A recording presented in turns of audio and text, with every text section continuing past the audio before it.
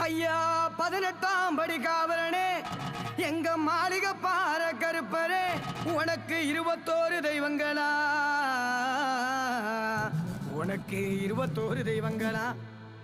ஐயா மாயவனின் அவதாரமாய் மறுபுருவோனி வற்று மகமாயி சகோதரனாய் மண்ணிலே உதித்தவர் எங்க மாளிகை பாரு கருப்பரு.